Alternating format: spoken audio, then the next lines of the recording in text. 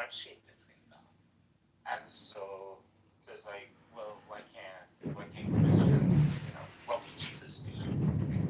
Jesus would bring people together, and and when he runs out of wine, he gets more wine for everybody else. When he runs out of fish, he brings fish for everybody, right?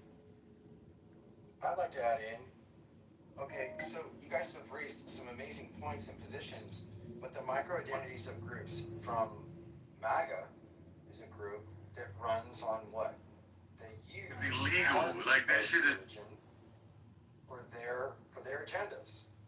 And people surrender what they need to know and what they need to learn as this is the moral code. Because you can see how many divisions of Christianity are there, as well as other religions. How many divisions of parties are there but really get heard? So when John says, as if he's a person who doesn't believe in religion, and says, I want to use science, okay, well, science is an applied evaluation. It's testing whether theories and facts and how a fact tells a proper narrative and how conclusive it is. But see, the problem is that when people misrepresent something and then use it for their agenda, are they really speaking in the way that it's intended? You were saying something, Marshall? What is that? I didn't realize my microphone. I want to hear the end of that. Well, where I'm going with that is we run on systems that lead sheep to wolves. That's basically it. There's more wars created out of religion than any other thing in the world. Like, who grew up in the 80s? Who was taught about communism, right? And it was they're savages, they're zealots, they're gonna destroy what's wholesome and ethical. To go into the 90s, you have Gulf War. Well, we've got to hate the Muslims, and we've got to do these agenda things, and we've got to participate. We've got to ally with things that will attack our sovereignty here. It's like at the end of the day, it's usually rooted in business ideas that cover themselves in rhetoric of religion or political identity. Are we really attacking the issue? Is MAGA really the problem or just a symptom? I mean, that's what I was saying earlier, right? Like, maximize profit is the problem, right? Religion is used to galvanize people that feel more than think. Problem is maximize profit. Well, I want to be careful. Because I don't think religion is the only group that does that. As I think, am I the only black person on this stage?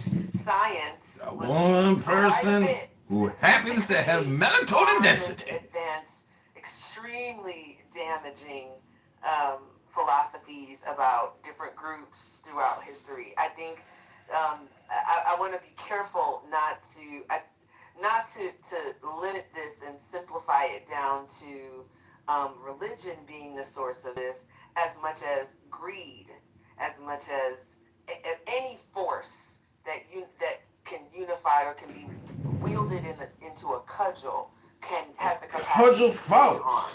And as a society, we have the responsibility to each other to limit that as much as possible. And I think what we're seeing in our present age is there are no limits, right? Like there are absolutely no limits to the greed and the extraction that we are willing to allow to happen.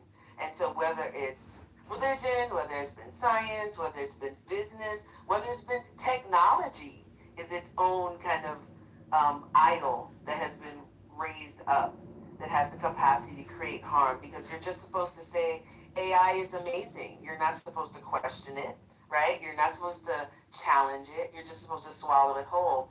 We have this notion of sheep and wolves is the problem, and these tools, they vary across industries and sectors and all kinds of. The central problem, I think, is unfettered unlimited greed. And I'm with you here, Denise. I mean, the Nazis in the 30s had the best of science and technology. They were the most advanced culture on the planet, and it created unbelievable. So that's where I disagree with my dear friend. I think, I don't think religion is the problem. I think institutionalism is the problem. I think communal authority is the problem. But there's no way around it, right? I mean, on some level, you need these kinds of things to have a society. If you want to send your kids to school, or you want to go to Starbucks, or these kinds of things. I'm just gonna say like one thing, and then I want Christina to like have 5 minutes, right? You're right that science was used by the Nazis as part of their propaganda, part of their machine. That's how we get eugenics, right? Eugenics, I think, was an American idea that they had with Germany. Yeah, and so, but the innovation of the Nazis was that they used both. They used both eugenics and science, and they used religion, Catholicism in particular. So I mean, Denise is right that these tools can be used as weapons, and often are, depending on what the situation is. Currently, uh, science is used as a weapon in terms of technology, right? The AI system that targeted the girls' school in Iran um, was that. But then a lot of people in the military are being told that they're fighting a holy war. So again, it's the use of both with people whose only purpose is maximizing profit. I want to flatten this for a second so that we can then unfold it, unfurl it, and part of that is like Allah belanı versin senin.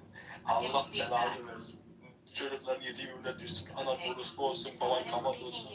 Ne teröristlere siksin. That's why he needs to be escorted. I think he wanted to be So back to what I was attempting to say is I think like power, in order to have power, any flavor of it, you have to break the continuum of existence on the planet. You got to break it into categories and immediately like create a scarcity, right? Who has power and who doesn't? That immediately creates a hierarchy. As soon as you've got hierarchy, then you can start to control, exploit, extract from it, and then you can create systems that perpetuate this, whether they are formal, like government, education, etc., or whether they're cultural and narrative of who belongs in which boxes, or whether they are even through the powers of science and determining that we must categorize them according to species, phylum, family, genus. I don't know what I'm talking about, but this kind of thing. And when we start to categorize and rank things in this way, we forget about the relationships between things. Because it's easier to control and to value what is important and what is important, whose voice, what animal, what plant is valid, which one is invalid, except that there is no CEO of the jungle, there is no CEO of the planet. It is this interwoven, multi-layered, multi-dimensional, feedback looping, living organism made up of many internal organisms and systems within systems and so on. I'm getting feedback somewhere. And so this when power, in order to facilitate what it does, it tells us that humans are only this way. We must have hierarchy. It tells us that humans must exist in this particular way to have civilization. But if that's true, then like it sucked the life out of how the fractal existence of the planet, right? Systems within systems. Our bodies between one another, within the ecosystem of the desert, the mountains, whatever, and then the ecosystem of the planet. That is fractal scaling that does not require a linear hierarchy in order to scale, in order to exist. It doesn't have to have someone at the top operating it, but like that's what power tells us. This is default human, us versus them, right? This is mega. This is this little group. It's this person to blame. When like if you break it all fractally down, an element of like we've internalized the beliefs that power has told us to believe, and we perpetuate them, and then that's the lens we see everything else through. When we are it's self and peer perpetuating of power stories that continue to hold it in place, right? When it's really fragile, because you cannot co-opt the planet. You cannot co-opt the natural ecosystems because they're resilient and adaptive because of their fractal existence, but you can do it with power. Can I say something? Sure. Yeah, go ahead, Shai. Thank you. I think that on the topic of religions, religions come from a lot of a lot of things in religion are very civilizational, right? We're talking about these things that what we call religions today, but in many ways they were societal. Like the Jews had the religion of the Jewish tribe, the Zoroastrians were like that was the religion of the Persians, right, of the community. So they carry with them like what we call ancient wisdom, proverbs, things like this to run the society. And Pastor Scott is right that you can't really like have function in a society without a set of rules and a set of traditions that sort of like teach people, the next generation, how to organize themselves and how to operate and how to get along and to give them aspirations and hope. Um, I know that today people have always done it, but warred between tribes, but I think it's part of the human nature to create a collection of people, to create tribal systems where you can trust people, other people, and that is the way in which people have historically done it. Today we have in modern society, nation states, we have what we call secular philosophy, and all of these things. A lot of is abstracted from religions, right? Maybe that's the way early humans just sort of organized themselves to civilize, quote unquote, civilize themselves. And there are people who are trying to live out historical realities today, historical religious aspects today.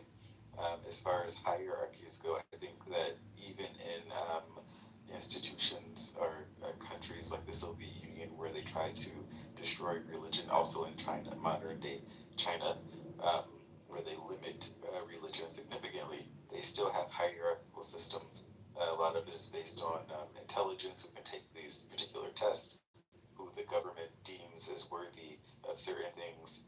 Um, it's about a lot of control. They only have one party, at least as far as the Chinese government goes. Um, so I think that these are still things that you can try to minimize, but as long as there are people who have any sort of hope or desires of their own, will come up. I guess the question is how to maximize the amount of cooperation between humans and minimize the amount of dissatisfaction between humans. I think that's really interesting, and both what you said and what Christina said has me sitting here thinking about this notion of talking about MAGA as a group, talking about a group of people as a source of harm, and does that limit or advance the conversation? And I don't know. I'm thinking about that.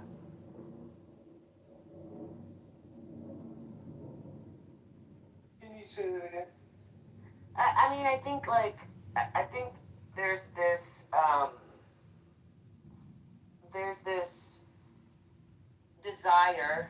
I'm personally torn. On one hand, there's like, listen, you need to not be afraid to name an agent of harm, right? And if you see there is this group of people that is creating this kind of reality, navigating this space in this way that has this outcome, then it is entirely appropriate to address them in that way. And then also the other side of, by putting people in a bucket, by labeling them, are we advancing the problem? Are we codifying or solidifying the problem and making it worse? I don't know. I'm sitting here really really kind of thinking about that.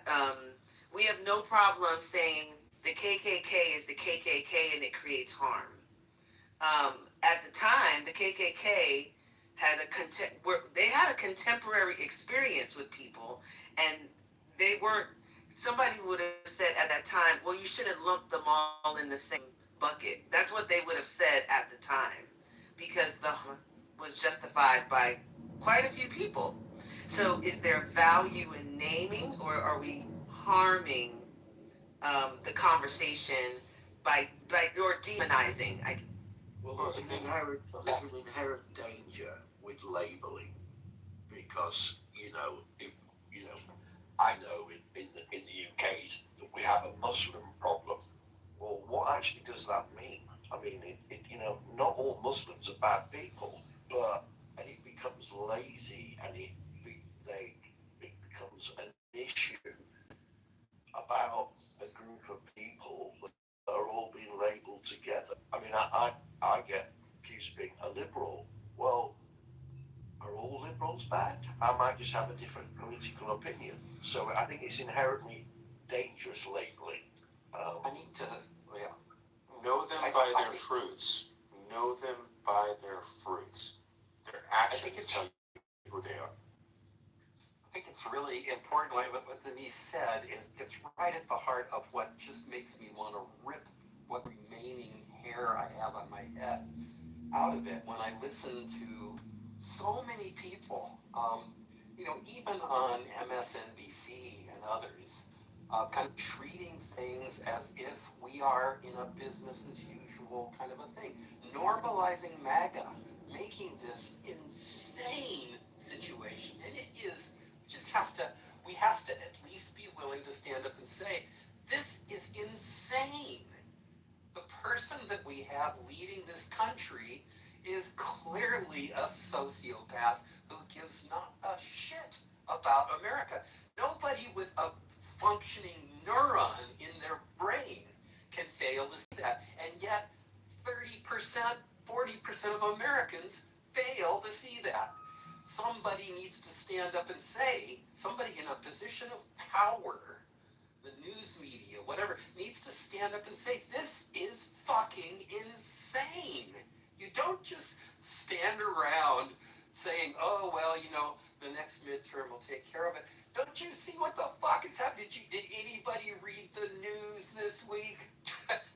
Even in here, I hear people saying, the Democrats are going to win the election. Of course they'll win the election. That isn't the question. The question is, will they take power? And of course they won't. Come on, wake the fuck up. But John, the Democrats have won special elections. And I'm not disagreeing with you. I think fundamentally, we're on the precipice. But I do think the crazy thing is there are reasonable, people vote for Trump for reasons, right? And I think some of it's identitarianism, some of it's, he's put together a coalition. Some of it's taxes, some of it's energy interests, some of it's, so I don't think, I think it's a messier story than you're narrating. And I don't know, and I don't know what the options. Is the evolution, John? You are saying, like, we should violently revolt, like January 6th? So I do think that this will come to bloodshed. I really, really do think that you will see. This is, I have been on this message now for a year and a half, if not more. And as far as I can see, every brick I have predicted is falling into place. It's very clear the Republicans have no intention of giving up power, and it's very clear why. They cannot ever again not be in power. Imagine the bloodbath of convictions and sentences that will happen if the Republicans are ever again not in power. And that means that they will do whatever it takes, and they have the power to do whatever it takes. Trump has his SS. He has it in place. It's massively funded. I do believe that that if there is any resistance to what they intend to do, certainly in 2028, if not in 2026, and I suspect in 2026 as well, they can't afford to lose a House of Congress. I do believe that if there's any resistance to what they do, it will lead to bloodshed. And so, do I advocate violence? No, but I don't see any way back to normalcy that happens just because we say, oh, there's elections coming. Just come on, wake up. I agree with you. Can I? So I just want to say structurally, I think it's not as sinister as you've laid out, John. I think structurally, the problem is the demographics of the country. I think we have a system with the Electoral College and the Senate, or we have tyranny of minority. So we have a system where minorities politically can run the country. You can have not the majority of public opinion, but you can have a structural majority. I think the future, politically, for the near future, looks like Democrats take the House, and we can perpetually get the House. And longer and longer in the future, we can't take the Senate, which is where the real power happens, right? Or the presidency, because we can't get the Electoral College.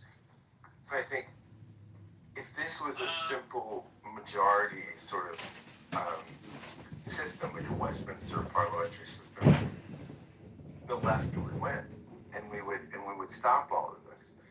But we don't have that kind of system. We live in a system that the founders set up, has all these weird checks and balances, and enables states. Montana has no people, right? It's 750,000 people or something. And their senator has as much power as a senator from California. So we don't really live. We do live in a republic that has elections. And I do believe our elections are free and fair. But, just quickly this, and then I will shut up for a while. I think, so you make me think, okay, what am I advocating? What I'm advocating is getting people prepared for the bloodshed that I think is inevitable.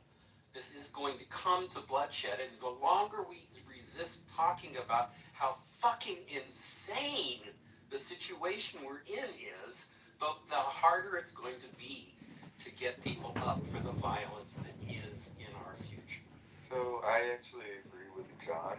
I think that the passive nature of the center left is going to kill the center left, and I think that because as far as somebody who's looking at politics, I think that America has a problem in that it has four parties, and it doesn't really know that it has four parties. It has MAGA, it has the Republicans, people that used to be normal Republicans, it has normal Democrats, and then you have the far left, who are sort of eating up the Democratic Party, and that is part of the reason why the Democrats in some cases are losing, because they have two factions within the Democratic Party that are basically fighting for resources and priorities. And I think that John is right. The more that as time goes by, the MAGA people, whoever's running the show back there, they are working to weaken the civil liberties of America and the electoral system, and all of these things that make America America, and people won't have any power. I think the solution is, because I don't think it's too late, I do think the solution is that people need to start actually engaging with people on the opposite side, on the street, not just in the House and the Senate. I mean, the people, the Americans need to American again, right? They need to understand what their rights are, who they're fighting for, and black and white people of different whatever backgrounds, whatever factions they come from, need to all come to the table and say we need to become Americans again.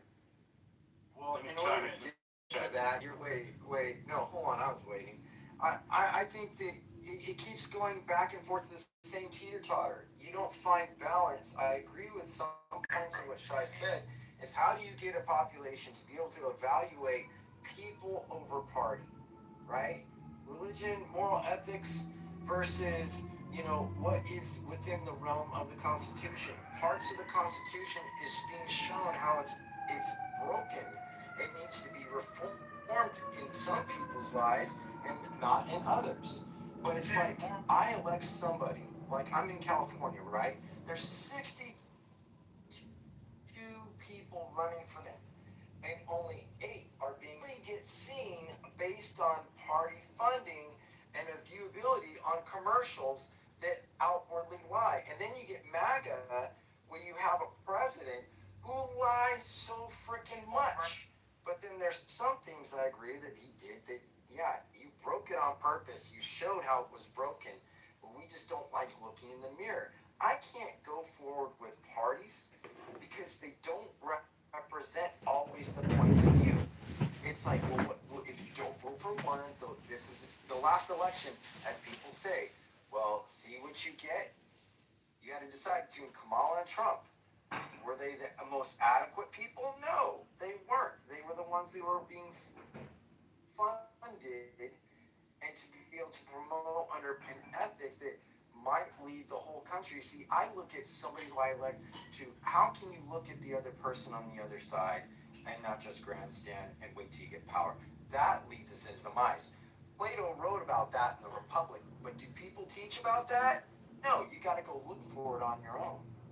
I'll stop there. Well, John, I think this would be required reading for. David, let's let David have a chance. Oh, I'm sorry.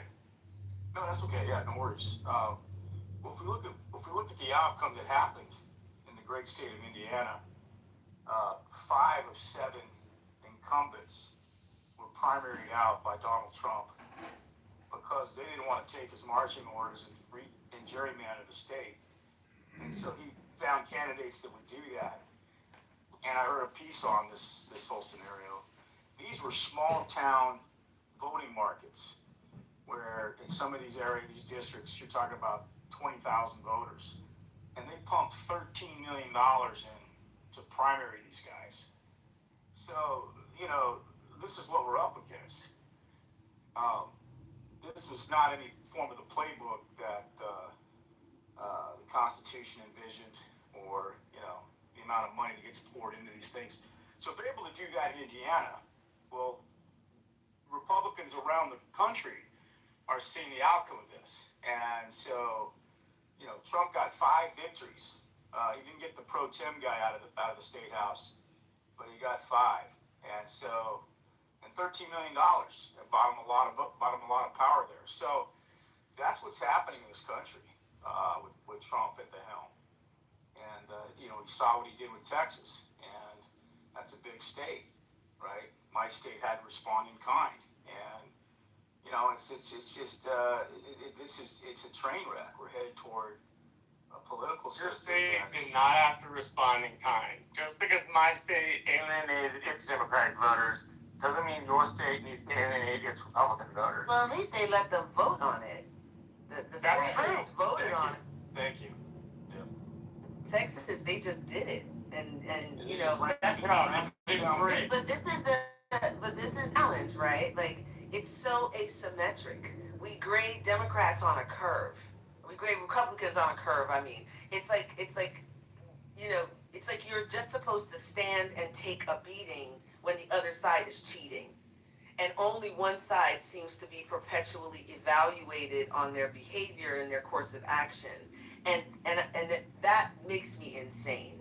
It's like, listen, you have to have a consistent value set that everybody is graded on, right? Swalwell got, they identified that he was being sexually inappropriate. He was gone in hours. Al Franken. Right? Like, Al Franken. That's what I'm saying. Like, you can't have one side that has to operate under the rules. One of personally the most poignant memory I have of the election was when Donald Trump said that the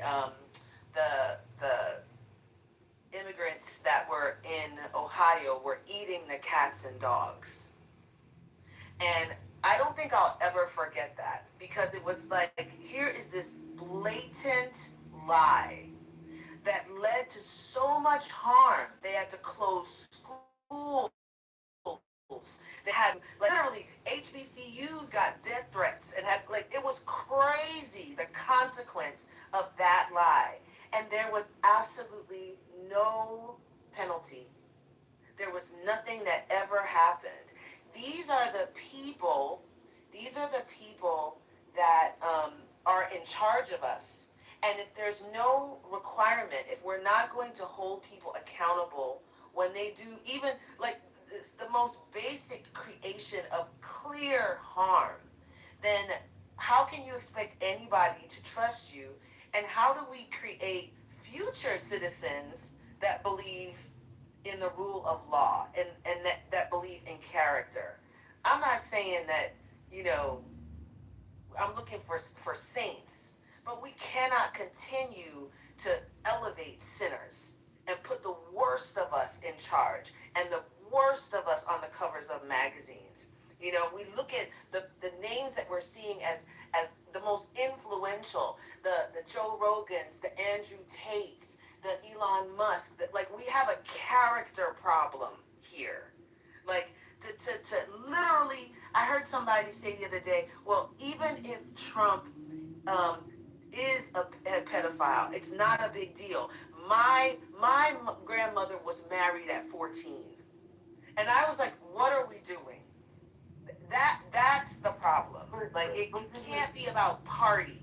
It has to be about some kind of fundamental character. And Denise, I'm fundamentally with you here, but when this happened with Clinton, when there was serial abuse, I mean, Clinton had rape charges and things that came out, and we circled the wagons. I mean, Maureen Dowd. I mean, we top public opinion. I agree 1,000%.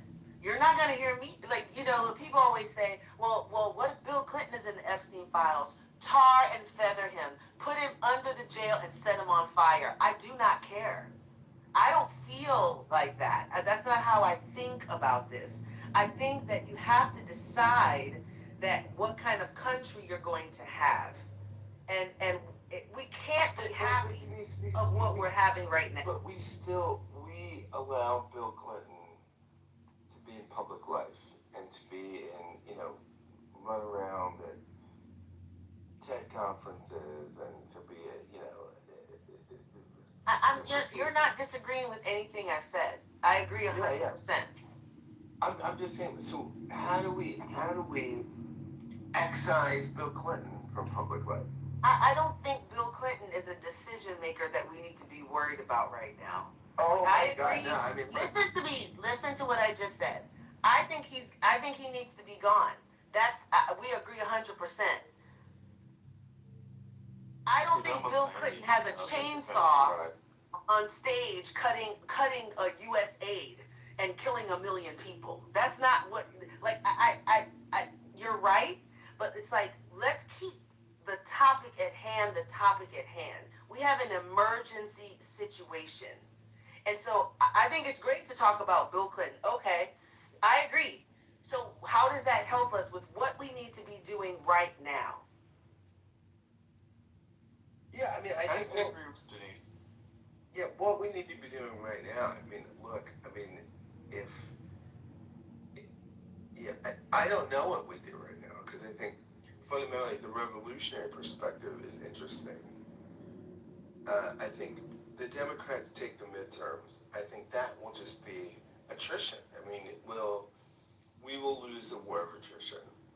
What will happen is we'll get in, and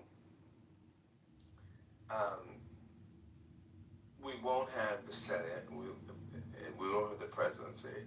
So there's very limited things you can do. You can hold a lot of hearings. And I think that's basically what the win in the midterms will lead to, is just hearings. I mean, I think that we're kind of doing what we're supposed to be doing, right? I think that, you know, engaging in the political process as the public, as the fourth wall of government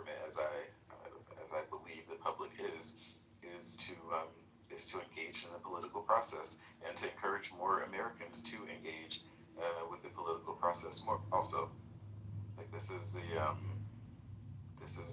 part of our job. Well, when we had serious crises of decision making, like this Iran thing could go ugly really fast. And when we went down to Southeast Asia and started cowboying against the Vietnamese, it took the conscription of everybody's child, the threat of that, the upper and middle class kids, for people to really get out there and change and march and force the agenda to change. We're at a point now where our voting doesn't help. Our elected Democratic officials can't check this guy. The Supreme Court, 6 people in robes masquerading as decision makers and policy makers, not deciders of law, are also against it. So we have a hugely stacked deck against all the processes that our founding fathers put in place. And I've never seen it this bad. And unless Americans really take to the streets, not show up to work, economic boycotts, these are some of the things that the civil rights movement leveraged down in the Deep South to really cripple. When black folks didn't show up to work and didn't ride those buses and stuff, that had serious impact on those policymakers. And we're coming to a point now where, and violence isn't the answer. Violence is not the answer. Violence will only further destabilize, create reactionary, the full weight of the federal military power on our streets. We don't want that. It will not work. There's no civil war that's going to happen the way the North and the South was fought out. That's not ever going to happen again. You might have these flare-ups, but for the most part, I mean, we're just sitting here waiting out the clock until we can go punch a voting ballot to try to excise this cancer. And the midterms might take it down from stage 4 to stage 3. But when you still have stage 3 cancer, it's pretty bad. You can still die from that. So, I don't know. I just think that, a lot of us that are immune to the gas prices, immune to these big these big Iranian blowbacks, a lot of Americans can't handle it. They're not handling it very well. They're choosing between gas and groceries. And now grocery prices are going up. And medicine. And this is now, forget that we voted for Kamala. The MAGA people didn't vote for this. And if it were not for the fact that they identify, you and I talked about this, Scott. They go with identity over their pocketbook. They're like in church saying, Jesus is going to come again and save us. Well, he's not going to save you. It's like the old theory, the old story where the preacher says, I sent you a boat. The guy's drowning in the river. He sends a boat. He sends a helicopter. And then the guy finally drowns. He says, waiting for you to save me, God. Well, I sent you all these things. And you didn't take it. Yeah, and Dave, you and I have talked about this incessantly, but I think if it's identity versus ideas, identity wins every time. Because I don't think ideas are that compelling. I think once in a while, if you're in crisis, an idea will win. But in general, identity trumps ideas every single time. And I don't think that's true. I don't think that's true. And also, I think that we should encourage people to identify as Americans and have a conversation about what America is or should be. Exactly. My identity, I don't want people in West Virginia to be starving or to be on meth and have to choose between their food and their diabetes medicine. It doesn't matter that I don't live in West Virginia, right? I don't feel like that at all. No, but it's more pernicious than that, right? In that, Pew has done studies on this, and people's political identity now matters to them more than their racial identity or their gender identity. That's the number one thing. What team are you on? And so when we think about political ideas, we don't think about ideas, right? I mean, let's take school choice, for instance. it's the one idea my mind was changed on. I've been a leftist my whole life, but I was hired to do public policy research on something, and I read all of the What's literature. I read all of the literature. Nobody! Oh yeah, mute up, David. So I read everything on the issue, and I was just fundamentally wrong.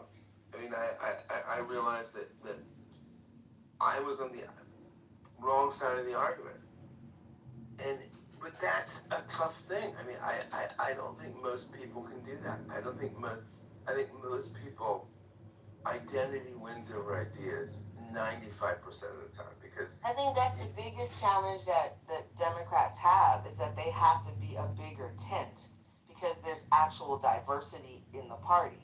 And so there's compromises that have to be made all the time that are even against your personal pet issue in order to advance this kind of bigger tent application. So I just disagree. I don't think that's true. I think that yes, people are very, very committed and very keenly connected to their identity. Of course, but I just don't think that's. Denise, what's the last big idea you changed your mind on? Like something that was against your tribe. I mean, like for me, one of them was nuclear power. The other was school choice. I think I've looked at ideologically my own ideological toolbox and changed my mind a few times. I don't think most people do that. And I've done it maybe twice in my life. I think in general, we're tribal people, and I think part of the reason we're losing is that identity wins over ideas every time, every single time. I think you can change tribes, though. I think that's part of the issue, right? And I'm a Black American who I think that part of the issue is looking in some ways an outsider, and because of my current location. But I think that part of the issue is that people that as far as this racial politics go in America, I think Black and white people need to start to talk together. I think that people need to start talking to the ex-MAGA people, right? There are a lot of ex-MAGA people out there who are leaving the fold of MAGA, and I think there are a lot more people who want to but have nowhere to go. And I think people really need to engage with those people and see who they are and what they really want to happen. Like, I think that in 2026, the world is a lot less racist than it was 40 years ago or 60 years ago, for sure. And I think that people really need to start engaging with it and not stay out of their silos and become the Americans, instead of being overly fixated on maintaining a particular racial type of purity. Yeah, well, something happened to this country, and I hate to take us back there, but something happened when Barack Obama became president. On the one hand, he broke the barrier, but it's how he broke the barrier that needs to be talked about. And one of the ways he broke the barrier was he didn't shame white voters for the sins of racism, the sins of slavery. He didn't throw that in their face every time he was on the campaign trail. But once he got into office, once white folks saw, we got a black man in charge, then you saw the warts, you saw the history, you saw all the racism that these settlers, that these descendants of the settler class, the white settler class that came to this country, you saw that those memories, that hatred, that deep-seated disdain for black leadership at that level. And it came out in all sorts of ways. And Kamala Harris, unfortunately, had to message around all this shit, all of this history, and try to sell her ideas and message. But she still was a black woman telling white racist Americans, not everybody in America is racist, so don't take my words and twist them. But she had to say, I need your vote in order to keep a guy like Donald Trump from getting back into the White House. And all these folks said, oh, by the way, oh no, we don't. You're gonna throw trans issues down our throat. You're gonna throw welfare issues down our throat. You're gonna throw women's rights to some extent. I don't want my wife, whatever the case may be.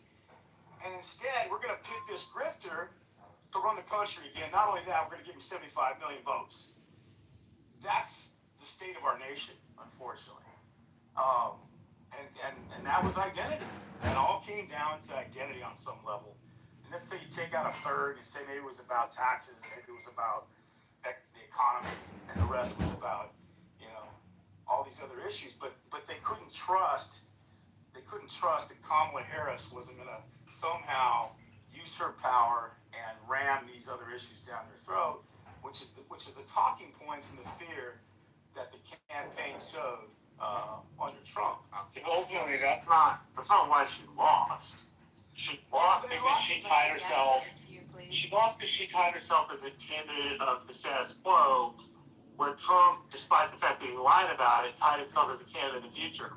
When Barack Obama won over John McCain was the status quo. That's what he represented. Nobody wanted John McCain because it meant more Bush, right? And so the former president had this idea of being the hope and change candidate that would bring essentially a new prosperity for Americans, and that sold. I think the racial issues definitely played into it, but not differing from Joe Biden really, I think, cost her. Now, at the same time, she was the vice president, so you don't just stab your boss in the back. That's just kind of bad form. But I think that hampered her in a way that very few people talk about. I think it's funny. Mike Pence isn't even his VP because people at his behest threatened to kill him and hang him. Like the comparisons that we make between these tickets and these people are. I'm with John on this one. It feels insane. It feels absolutely insane to me. But Christina, you wanted to say something. Yeah, this idea that Barack broke something or that this is a recent thing, like this is the origin and the lifeblood of the nation is identity, right? The quote-unquote escape from religious persecution was because of wanting to express religion in a particular way that was harmful. And then you have a mixture of people who want to have that kind of religious perspective and people who want to do something different, but at the root of it, there's still these power dynamics of who is valid and invalid, whether that's religious oriented, whether that's skin color of the colonists over the people who were here before us, First Nations, or whether that's white people over black people, and this perception, this continual, right, who's valid and invalid. There was overt shit, obviously, in the history, but then it was learned. Well, let's sanitize it a little bit. Let's clean it up a little bit. Well, now we're not racist anymore because we aren't doing X, Y, Z. Except racism is still at the base and the undercurrents of everything. And if we deny that that's true, then it's easy to go over it and say, oh well, Barack Obama broke something. Except that, like, no, he was another sanitizing of the actual lifeblood of the country without actually recognizing like what's happening.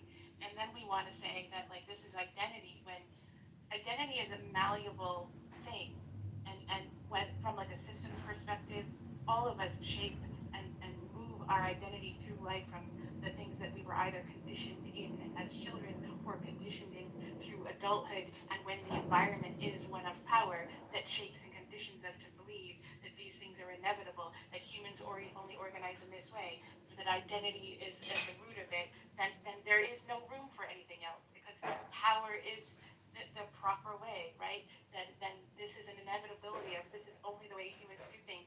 When like if we actually look at the relationships between things and they aren't hierarchical in nature, then it opens up a variety of things that can be done rather than the rigid ways that power has blinded us because it's sanitized and it makes it a little bit more palatable than the atrocities that are supposedly in the past. They're not, right? The very fact that the Civil Rights Voting Act was struck down shows us that this has never been about the past, right? There's even various books that talk about how language was used and shifted to describe what was being done to make it easier, more palatable, and whether it's sexism and misogyny or whether it's racism. But you know, we're not a part of that because that's everybody else, not us. It's, Well, you can't flatten the system, right? You can't and in order to do that, you have to actually destroy it and then start over. And I think that that is problematic because it can cause a civil war. It can cause a lot of things. And quite honestly, as a person who is as a descendant of slavery in America, I don't think that we should forget about the history. But I think I think that eventually, as America moves on, then some of the things of the past we are going to have to let sort of go adrift, right? And I'm not saying that, again, not to forget about the past, but not allow it to affect our emotions about the future of the country, which I do think a lot of people try to hold on to. And Can I ask you a question about that before you move on? So, do you think the taking down of the Voting Rights Act, for example, or extreme gerrymandering to disenfranchise people, do you see that as the past being resolved, or do you see that as a current, present day harm? No, I see that particular thing as a current present day harm, right? And I see the issue of slavery as the past. It could be the future, right? Anything could be the future. A lot of things can change, but we want to have positive change instead of negative change. I do think as a Black American, I do think that more Black Americans really should get involved in law, in the legal field, and because gerrymandering is part of the political system, and that is a way to protect, defend against it. Can be used in both ways, right? And it's not just a tool of the Republicans or any one particular party or race of people.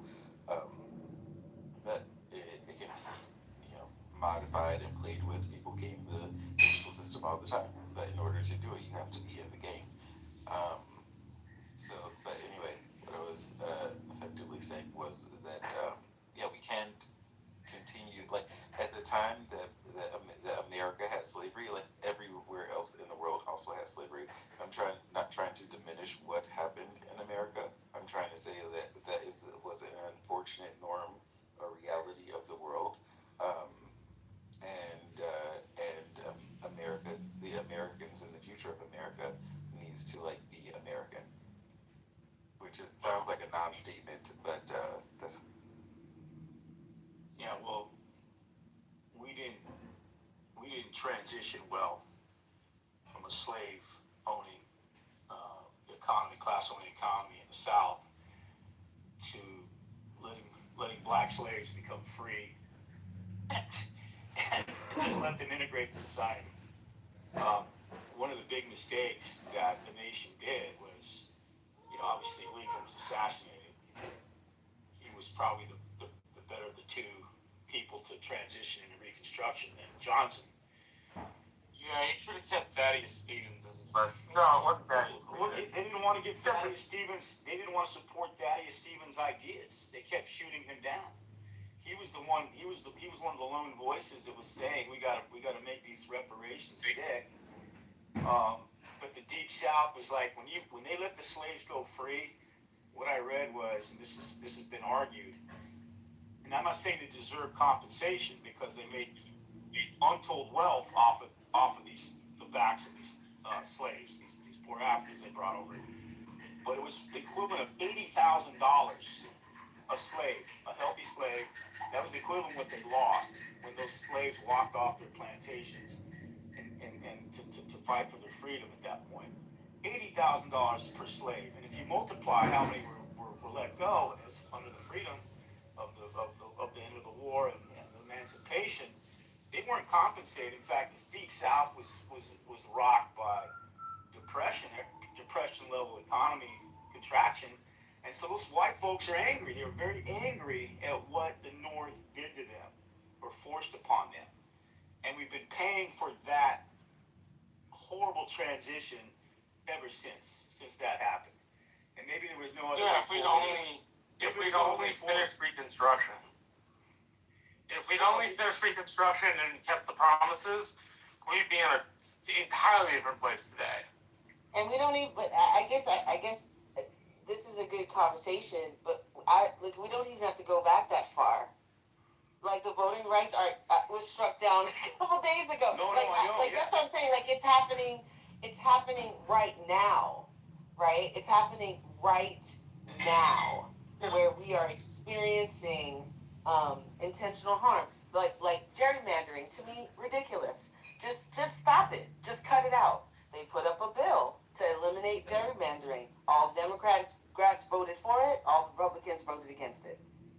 Like I think we have to move forward, but it's like, how are we moving forward if reform is not attractive? Progress is not the goal. I have something else to add. Let's add a show. Let's speak. Hi. Sure. Hi, Denise. First of all, hi, folks. Hi. Hi, Christina. Hi, Denise. Lovely to see y'all again. Another thing that I think is sort of in the undercurrents of this conversation is that we no longer have a shared perception of reality, right? You could have one group of people go outside and look up and say, the sky is blue, and another group of people will say, well, clearly the sky is green. Because they said the sky is blue, it is definitely green. Or you'll have someone, a demagogue, piss and say it's rain, and the cult of personality that follows him will stand there under the piss and say, wow, it's such a nice rain out today. I don't know how we remedy that. I don't know how. I heard someone say earlier, speak to people who are, on the opposite of you. I'm probably by most metrics, what one person called here far left. And even within sort of my group of politically active folks who are, organizing, getting out into our communities, having conversations with people, and to put my credentials out there. In 2012, I was one of the folks who was out there canvassing for Barack Obama, right? I've moved significantly to the left since then, but I say all of this to say there is, it is difficult to have conversations with people who are on the opposite end of the spectrum because we no longer share reality. We can blame it on AI, we can blame it on our news sources, whatever we choose to blame it on. It remains the case that we are in a reality that we don't have shared sources of data, we don't have shared experts, we don't share what makes a good argument anymore. It feels like every time we are in conversation with one another, one side is in that conversation with their arm tied behind their back, and the other side is just laying on the ground and throwing a tantrum. And we must signify both ends of this conversation as though they are equally reasonable participants in the project of the human exchange of ideas, and it just isn't true. The other thing to raise here is that the further afield, and I'll say it, the further afield the right gets from what is just plainly correct, right? Now we have folks who are talking about taking ivermectin to protect yourself from the hantavirus. We don't have any such research that says ivermectin is an effective cure for hantavirus. If you don't study that anyway, the right. It's the virus. The right has been tethered from Coronavirus. And it is somehow the responsibility of the left to guide them back. And I don't think that's going to work. I I think what needs to happen is that the nominal left, the Democrats, need to turn to the people who are to the left of them and see what they can do to get that voting bloc to work with, right? You're not going to get people who don't believe that vitamin K shots can prevent the death of babies. You're not going to get them to agree that we need to set some standards in line with the rest of what you call the Western world, where healthcare is concerned, where education is concerned, where immigration is concerned. There is basic common sense, and the right is far afield from that.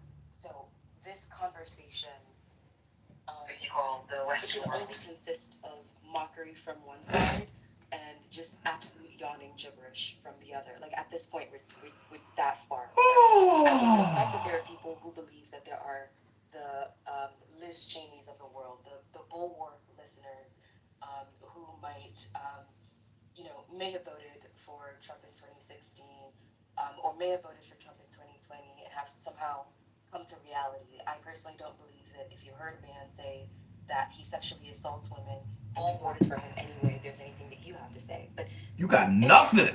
Those are all of You got no opinion, and you don't exist. I am morally and ethically more superior to you. How dare you for even existing? I appreciate it. Give me something to chew on. The shared fact pattern thing is, I can't believe we're talking about measles in 2026. I can't process it.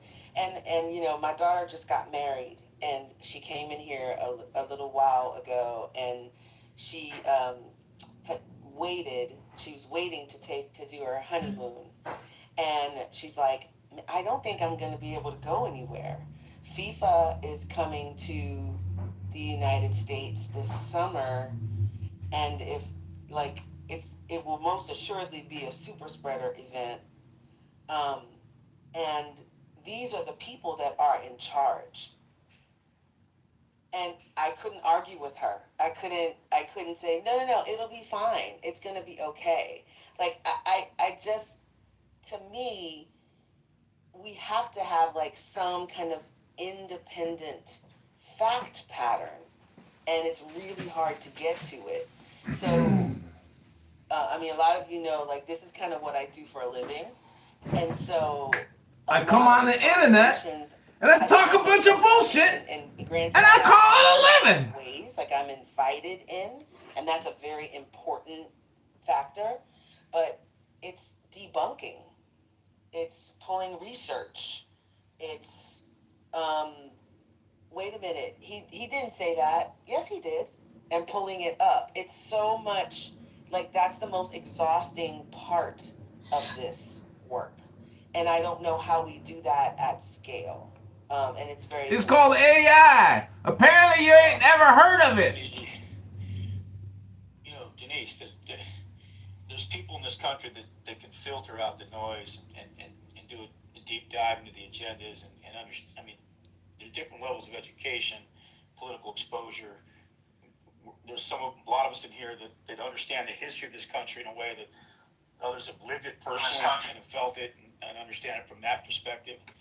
But we have a whole lot of Americans that are they're just not armed for the gunfight. They're just not intellectually armed for this kind of gunfight. And they get very offended. I want to acknowledge that is a very offensive thing to say. Absolutely. And without naming folks, I've sat down with MAGA guys and I've humored them, and I've here in Los Angeles, here in Boston, I'm running a couple of guys that were when I tease out their actual political positions. I'm able to understand. He's teasing guys at the bar over their political positions. Take down Donald Trump right in front of you, but I just want to understand their mindset and where that mindset comes from, and how they support that mindset. And it's interesting. It's interesting that it's like DNA. It's like And I say one wrong word and our conversation's over. and I'm not able to reach that guy. Stop teasing me.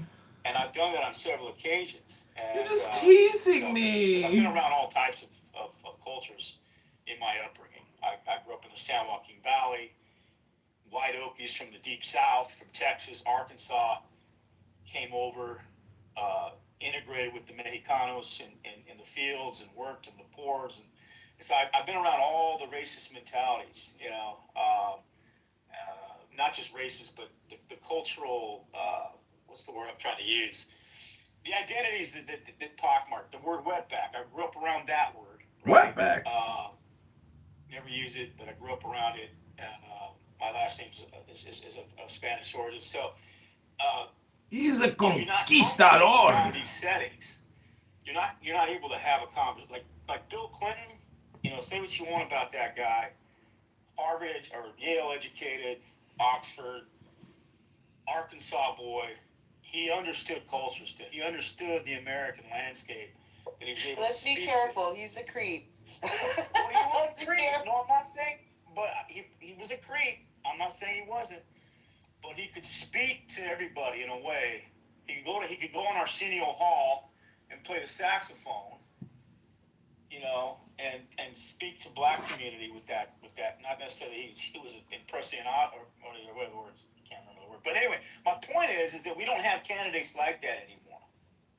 We have a candidate like Donald Trump, and that's the, what do you call it?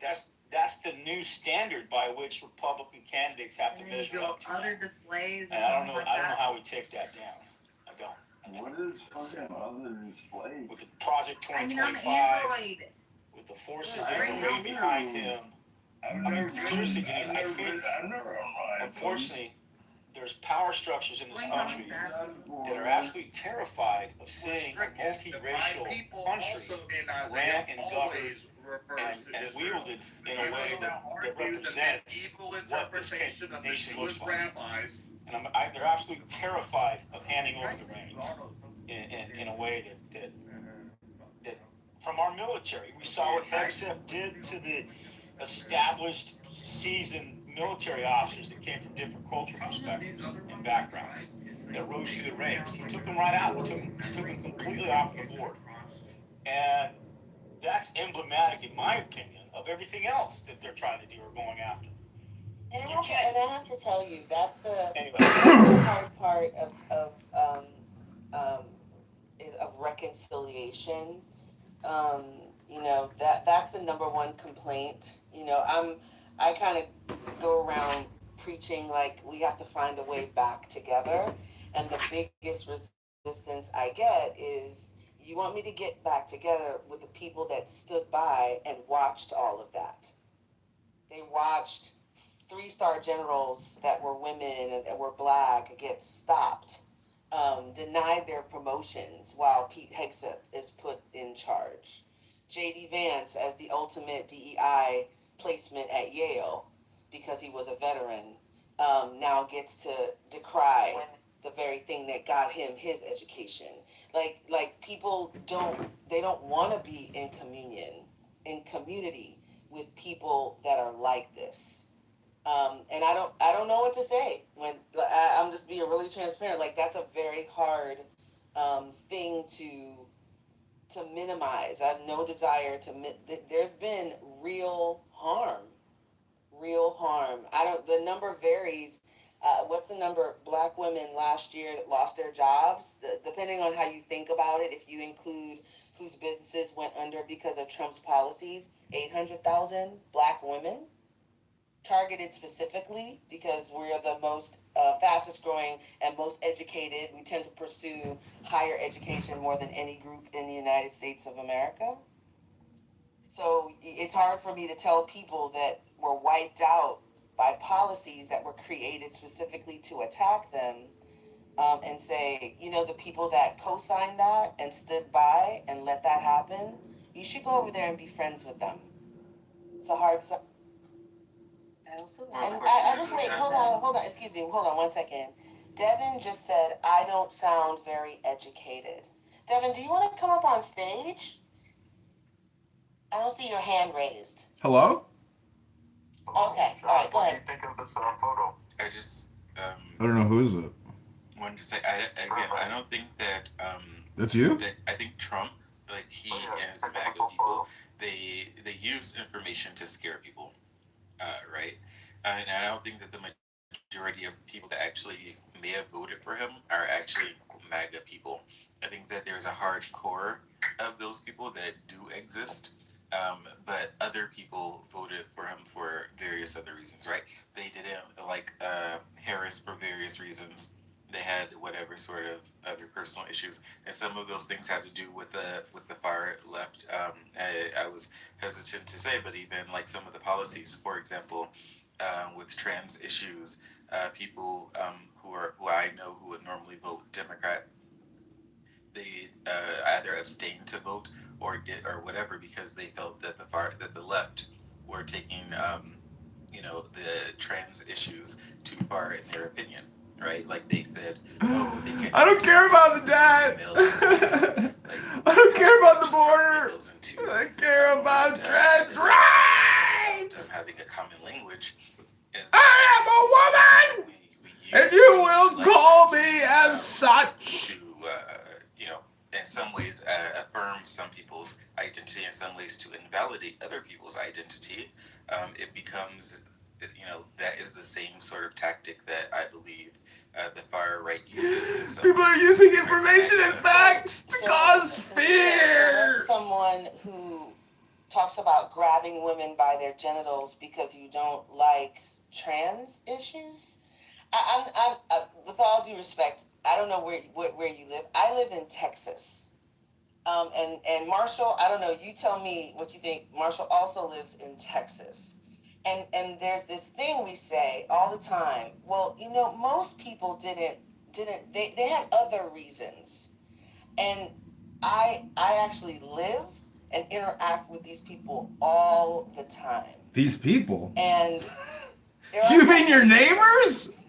Just firsthand knowledge. There aren't that many reasons.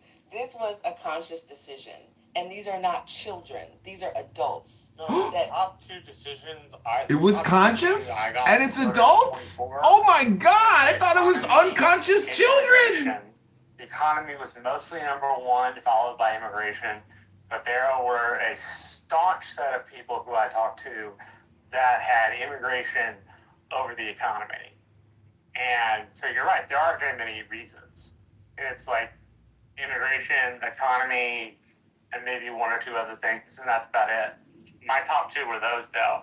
I knocked on about 6,000 doors, talked about 2,000 people myself. Can I ask a quick question? I'll go right ahead, I'm sorry. No, you're new to say. Oh, my quick question was for Shay. Even about the transphobic push that the right was making. Do you believe in evolution?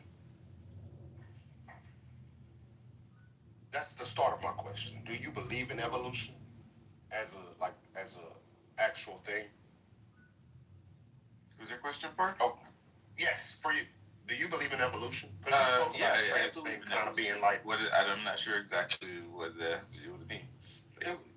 Well, it's because when you stated about the trans situation and people making that more of their call to not vote for Harris or the left, I look at that as like the evolution of racism, the evolution of hating a group of people you know nothing about, hating a group of people that a bunch of cross-dressers you want to be inferior over. You want them to be under you.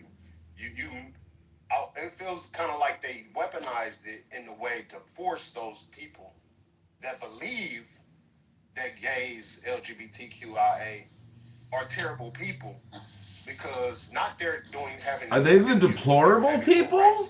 They're getting more things. Are they part of the deplorables? We look past the fact that the right weaponized that. I don't know whose mic is on, Devin. I think we look past that point way more often than we should. That the right has learned how to weaponize their way into winning. It was gays. It was black people. It was Somalians now. It was Hispanics or immigrants or people coming from south of the border for refuge. And until this country decides that they're not doing as bad as they're being told. Same goes for what Marshall stated with the economy. The economy wasn't doing that bad coming out of COVID. But if people look past COVID and say, well, I'm not doing it, we were getting checks and now we're not getting checks and now I have to pay bills and I have to go back to work, then we'll continue to find somebody to blame for the situations we're in. I'm not saying that as Mind you, it's 12:41 p.m. CST on a Thursday, I think. Somehow the right has found a way to weaponize every single thing. Yep. And a lot of Americans who don't get more informed with these type of situations fall victim to saying, yeah, they're right. It is the gays. It is the Somalians. It is the Haitians eating the dogs and the cats. It is the immigrants taking our jobs, even though nobody wants to go work in those fields or get on top of these roofs. Like they pushed all the immigrants out and we still haven't had this mass job creation. And that's kind of what they preached to the people during the election. So, I mean, I'll leave it there, but it was like I'm watching the evolution of racism in different manners, in different ways. And they weaponized the transgender community as the new people that we can step on, when there really wasn't doing much. Like I said, playing some sports, maybe they do need to regulate some sports, but it wasn't worth enough for as many people, because you're right, a lot of people went to the polls saying, keep girls out of schools. Tim Walz are letting boys go in girl bathrooms. Those were a real speaking point for the right. And that weaponization kind of put us in the position we're in now. Yeah, actually, I follow some gay people. That's because at least in the Tim Walz instance, Tim Walz signed a bill that put tampons in fourth grader young boys' bathrooms. I suppose totally acceptable, right? Like, yes, everybody should have free access to reproductive care. But like sticking it in elementary school in a boys' bathroom where they're not even hit puberty. Oh boy! Can't menstruate, Marshall! That's crazy. If we let them have power, they may do other crazy stuff. I'm not saying it's right, because I don't think it is, but I think that's at least the political play that is made. Yeah, that's what I was saying. I was saying that, Chris, I just wanted to reply to Chris real quick. It addressed me.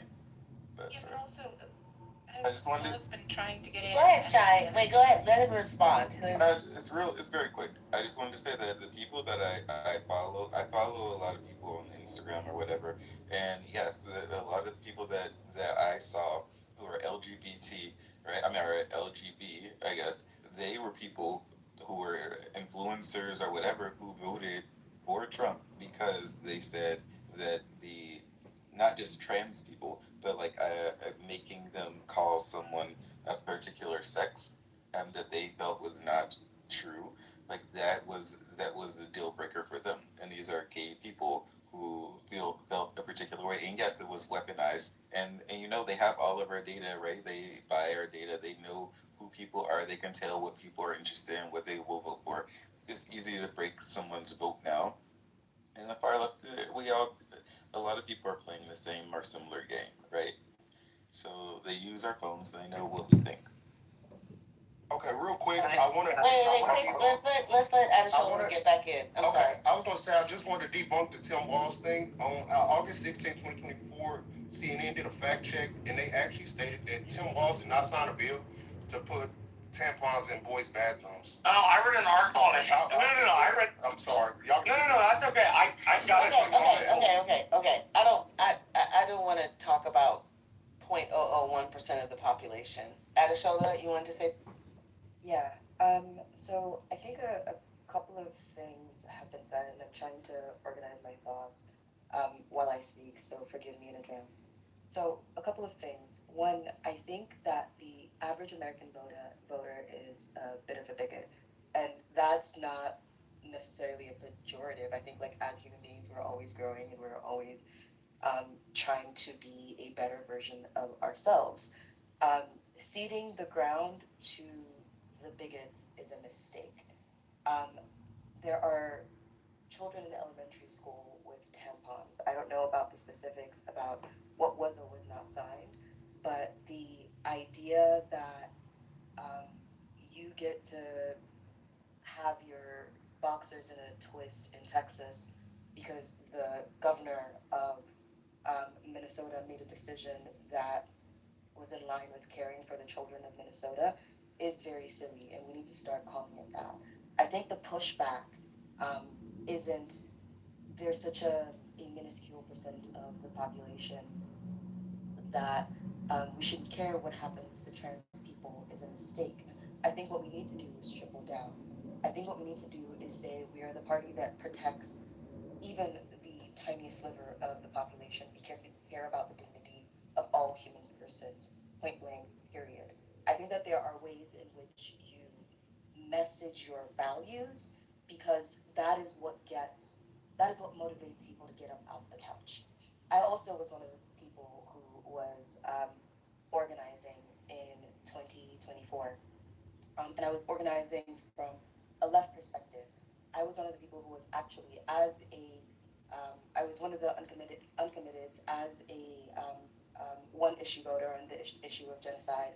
I was still working to help get her swing voters, and in each and all of these instances in which we reached out to folks in swing states, doing things like, oh, let's swap your votes with people in safe states, such that you vote for her in this state. Other people will register their discontent with the Democratic Party in other state on your behalf. Like there were these issues that were going on, and the DNC paid us absolutely buckets. We reached out to specific political strategists, and we said, hey, we know for sure our communities are not going to vote for her the way that you're currently working. And they instead said, there are enough Liz Cheney constituents out there that we can use to shore up the bleeding from young people who have watched you defenestrate their friends on campuses, who have watched you antagonize them for saying, I'm seeing you use my tax money to decimate children, and that's not okay. So I do think that there are ways in which the left can be, and I'm putting quotes around the left here because, again, who was it? I think it was Julius Nyambere who said the United States also has a single party, but in true American extravagance, they have two of them. Something like that. I'm mangling that quote. Ribbon Shalom. Democracy for them to preserve their power. I wonder if they're an expat, because it seems like that might be. Seems odd for a foreigner to write that as opposed to. Oh, he's an American. Who's lived here. Oh, he's an American. Yeah, he also was affiliated with I want to say oh gosh, what's that very elite university in Maryland? He went to the University of Virginia, Johns Hopkins. Oh yeah, that's what I was thinking of, Johns Hopkins. Yeah, I think he's, for whatever reason, it appears he didn't go the route of full professorship. I think he has a PhD, but for whatever reason, he's not, he didn't go that sort of hardcore full professor. He's clearly a scholar, he's an academic, but he's not, on that sort of tenure track, it appears. But I think some of his ideas are really interesting. I'm looking forward to reading the book. Yeah, interesting. He's a former congressional staffer, speechwriter, served in the U.S. Army and the reserves as a reconnaissance scout, and he lives in Denmark now. His focus of study was colonial and revolutionary America. There you go. Yeah. So I'm looking forward to the... Ribbon Shalom. I just can't stand the moralizing. She can't stand morals. Oh no. Whatever will she do? Mine is the head of the man, and my insight is keen as the hawk's. By my head I invoke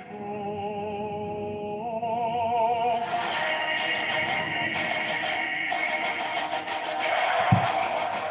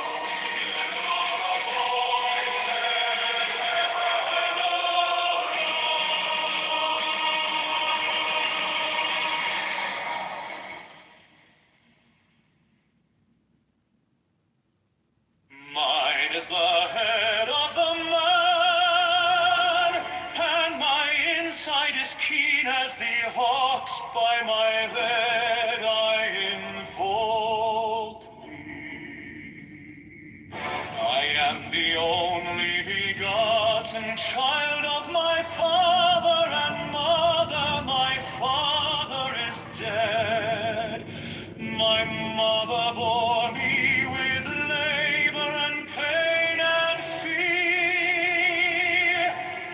By my body I invoke thee.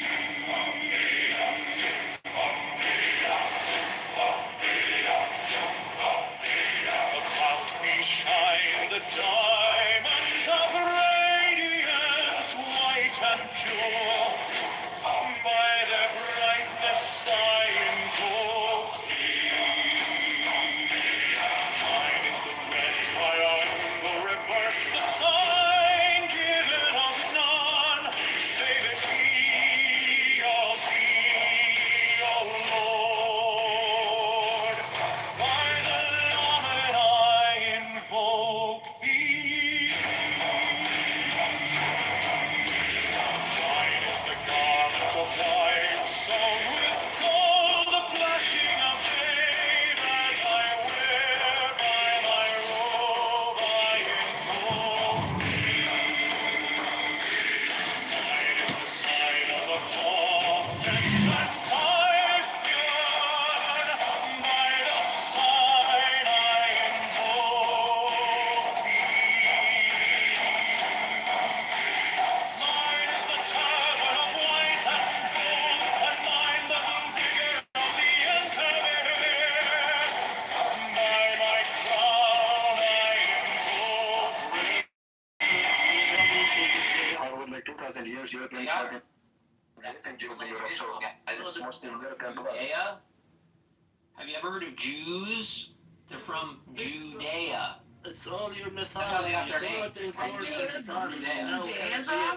No, that's a myth. It doesn't exist. That's a myth. Right. They got called Jews that had no connection. Hello, moderators. I would like to discuss achieving unity through spiritual awakening. I have read the Bhagavad Gita and the Vedas and also the Upanishads, and I have read the Tanya by the Alter Rebbe, and I want to say that achieving unity through spiritual awakening is definitely something fun to do. If you open a book on a Friday night and you take a glass of red wine and you drink the wine and read the book and then you masturbate and go to sleep, you will achieve this great spiritual unity and awakening that your body is looking for and that your mind can experience.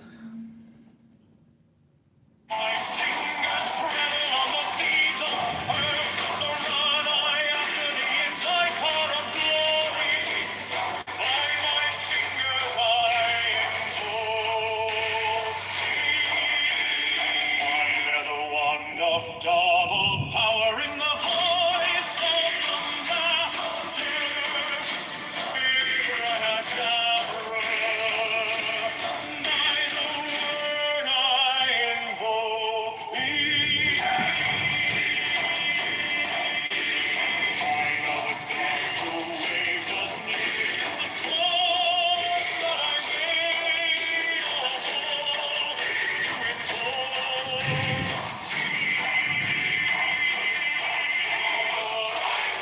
Strike the master chord, draw the flaming sword, child and conquering Lord, Horus Avenger.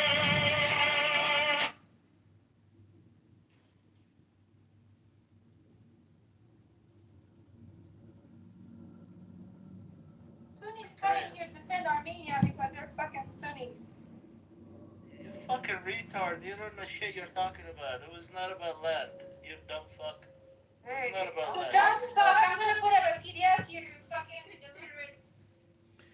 Hello, I hate to interrupt, but I was kicked from the room and I was trying to achieve spiritual unity by having an awakening moment with the room. I want to say that I read the Tanya by the Alter Rebbe, and everyone here needs to read a book instead of having endless conversations and ruining your emotional equilibration throughout the day being on Clubhouse. Try to read the Upanishads, try to read the Vedas, try to read the Bhagavad Gita, try to read all the good spiritual books instead of coming onto Clown House and wasting all your time.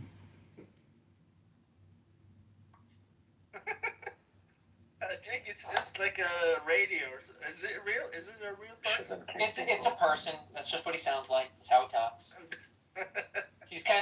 brain kind of broke when he realized that he was like talking publicly to people eternally, and he like records it constantly, has a million So he copies. just Crazy became person. you. Nice guy, but also insane. It's crazy how illiterate these people are. I'm not even joking. Like, have some shit. Kashmir. The guy doesn't even know where Kashmir is. Krishna! The level of illiteracy in this room is scary. Almost Turkish, yeah.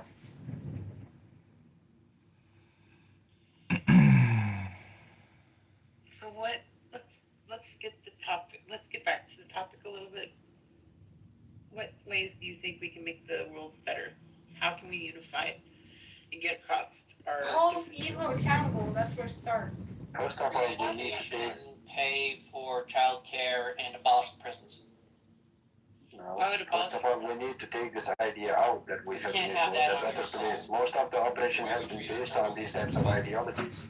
When we invented good, and for that good, we had to do a lot of evil to achieve that good. We should just take it out. Then what do we do about evil? Nothing, man. It doesn't really. It's not sustainable on its own in nature. Yes, it's very sustainable on its own. It's very sustainable. No, compared to the way amount we do it based on the ideas of good, it's way less. It exists way less. No, I think that's not in evidence. That's not in evidence. You're not even looking at it statistically in a realistic way. You're just taking measurements that are to support your fact, and You're just being anarchist, yeah. Yeah. Look at human history. I think you're a very intelligent person. I think you have a lot of good things to say, but in this particular instance, like, you can't look at everything evil and say, oh, it was all when religion was invented. That doesn't support that. The facts don't support that. Like, humanity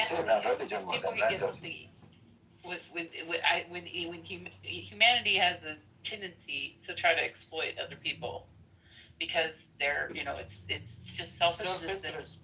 Yes. That's a big problem that you have to fight. And I think that a lot of the religious traditions were structures that were created to try to fight that inclination. Exactly. When we invent an ideology that goes in pursuit of goodness, that's when we divide the world into good and bad. That's when we start to eliminate the bad. But duality is where the fight starts. Duality a lot of fights in the world is just. Yeah, but it becomes a strong and really big duality, which keeps on going afterwards. Everything is about ideology. A lot of things are just conflict of interest. It's not just all about ideology. That's People true. have different interests, and then they just fight. And then you do evil because they have different interests. So the real motivation is not ideology most of the time. It's just a conflict of interest. You have a different interest in mine, and different groups have different interests, and then they compete over limited resources and limited space. And so then they resort to evil and doing like evil acts. So right, but the insight humanity realized a while ago was that because of our minds, there aren't actually limited resources, only limited creativity. Well, that's creativity is a resource. So by default, it's just another limited resource. That resource is able to be reliably invested in by producing more children and feeding them, clothing them, and nurturing them through life. And then with that creativity, there's no end to the resources. Like, we don't need anything other than human ingenuity. We're extracting energy from the sun at this point. Well, I don't know, man. We're still living on one planet. It's totally limited, man. If you deny the limitations of the planet, lunch or dinner, or you're kind of delusional. with your in-laws or someone that you were dating, and people would literally judge you, yes, on how you conducted yourself while you were eating. So, I mean, how much resources they consume, they're coming from Earth. They're literally being sustained from Earth. They're not really living in like planet itself, bro. Well, but that's what they're going to try. That's what they're going to. Hello, moderators. I was kicked 2 times from this room for trying to achieve unity through spiritual awakening. And Mick Z is just an atheist, and he is telling you, like a robot, to go to work and raise your children and to make them productive. But that is because Mick Z, for 4 years, read a book. And I am only suggesting. Thank you. I have multiple accounts apparently.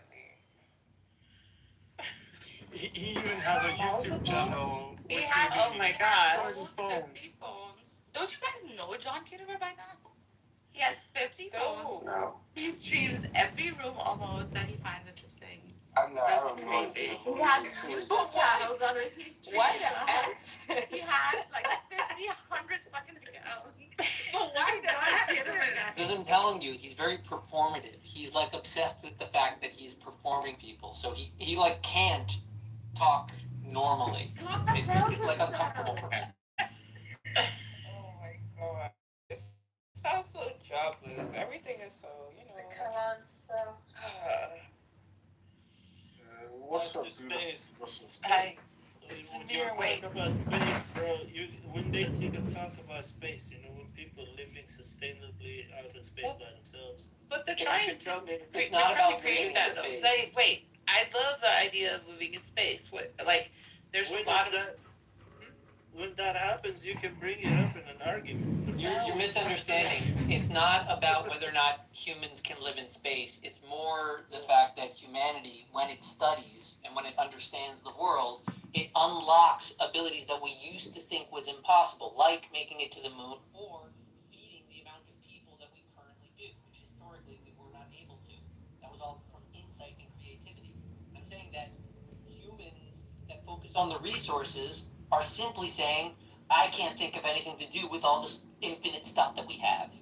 It's not infinite. That's where you're wrong. It is limited, but it's more than enough, man. Humanity is limited, but it's still a lot. It's still more than what we need. It's more than you can imagine to do with, my friend. It's irrelevant if it's more than we can do it, but it's still limited. Is the point? It's still limited, and we're limited by our perception. A lot of things, though, Zaid, are limited because people make them limited. Like, the resources that we have available to us, the human capital that we have in the world, it's not accurately utilized right now because countries don't educate all their people.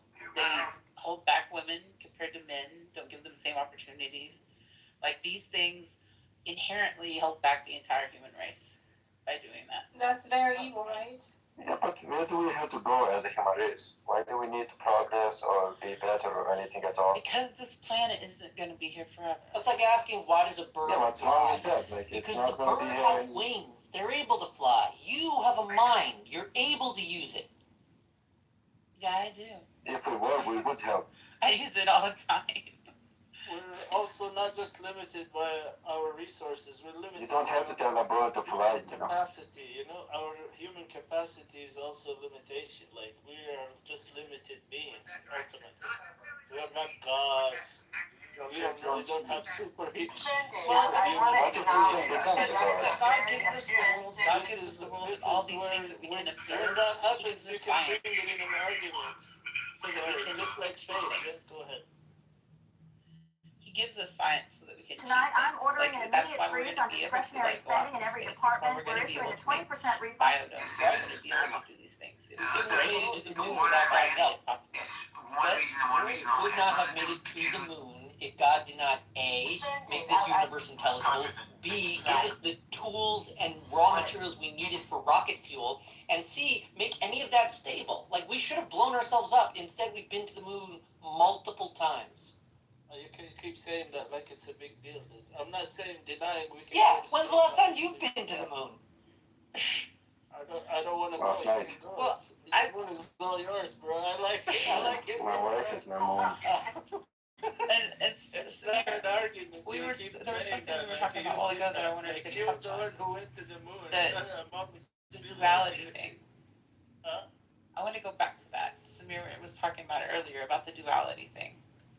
He was saying that like our ideology, by sorting things into evil and good, that we create this duality, and that permeates like the thought process of all, like everyone, like throughout societies and stuff. Yeah, that gives us a target to eliminate, yeah. Yeah, but I was saying that duality is kind of a natural aspect of like human thinking. Like I think you can go back probably as far as possible. It's like the binary. It's just a binary. The outcome of binary at the beginning, the logic, starting with yes, no. So it's one of the earliest like ways of examining things. Can you pause with that again? I was saying that a binary? Yeah, I think that binary is the beginning of like it's the most basic way of thinking and of reason.